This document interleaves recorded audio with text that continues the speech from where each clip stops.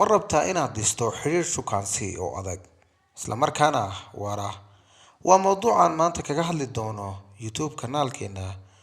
Waxaan ku hayaa 7 tallaabo oo kaa caawin doona inaad samaysato xiriir shukaansi oo guuleysta. Asalaamu calaykum. Kusoo dhawaada channelkeena Xinjiraha Jacaylka. Waan ku faraxsanahay inaad maanta ila joogto. Haddii aad xiisaynayso mowduucyada la xiriira xiriirada iyo horumarinta naftaada, hubi inaad channelka subscribe saarto lana wadaagto asxaabtaada. Mahadsanidin. Qodobka koobaadi waa fahamka iyo ismaqalka.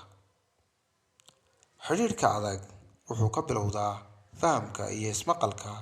Waa muhiim inaad ku dadaasho inaad fahanto dareenka iyo baahida qofka aad shukaansanayso. Iska yaree inaad markasta hadalka adigu ku koobnaato halkii aad adiga ka hadli lahayd. Isku day inaad dhegeysato. Qodobka labaad, kalsooni iyo daacadnimo.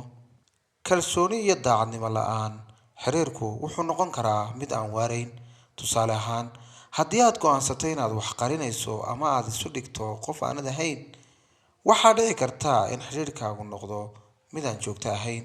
Ku dadaal inaad daacad ahaato oo aad ku kalsoonaato xiriirkaaga. Qodobka saddexaad, isfahamka iyo isxushmaynta. Inaad fahamto oo aad xushmayso qofka kale waa tallaabo muhiim ah. Tani waxay ka dhigan tahay inaad ixtiraamto xorriyadda iyo doorashooyinka qofka kale. Sidoo kale, isku day inaad ka fogaatid khilaafyada macno darrada ah. Qodobka afraad, waqti la wadaag. Xiriirka waxaa kor u qaada waqti wanaagsan oo aad wada qaadataan. Fursadna si inaad si wada jir ah u samaysaan waxyaabo aad ka wada haysataan, sida daawashada filim, safar wada jir ah, ama helidda hiwaayado wadaaga. Tani waxay sii xoojinaysaa xiriirka iyo jacaylka idinka dhexeeya. Qodobka shanaad, ka fogow shakiga iyo eedeymaha. Eedeymuhu waxay ka mid yihiin arrimaha dumiya xiriirka. Waa muhiim inaad ka fogaato eedeynta iyo inaad qofka kale shaki ka muujiso. Haddii aadan sabab u haynin, kalsooni la'aanta waxay sababi kartaa inaanay wax wacan oo farxad leh ka soo bixin xiriirkaasi. Qodobka lixaad, ku kalsoonaanta. Haddii aad rabto in xiriirkaagu noqdo mid waara, ku kalsoonow naftaada oo ha ku tiirsanaan qof kale si kaliya aad u dareento farxad. Qofka kale ka dhig mid kugu garab jira ee ha noqdo mid adiga kugu koomaya. 7. Ha ilaawin daryeelka naftaada.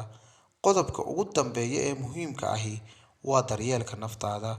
Si naftaada waqti iyo daryeel, maxaa yeelay markaad naftaada jeceshahay waxaad awood u leedahay inaad dadka kalena si hufan u jeclaato. Waad ku mahadsan tahay inaad nala joogtay ilaa dhammaadka muuqaalka. Waxaan rajaynayaa tallaabooyinkan inay kaa caawin doonaan inaad samaysato xiriir adag oo guuleysta. Haddii aad haysid talooyin dheeraad ah, noogu soo qor qaybta hoose ee faallooyinka. Hana iloowin inaad channelkan rukunto oo subscribe aad saarto. Like garaysa muuqaalkana si aad uga mid noqoto bulshada ku xidhan channelka. Mahadsanidin.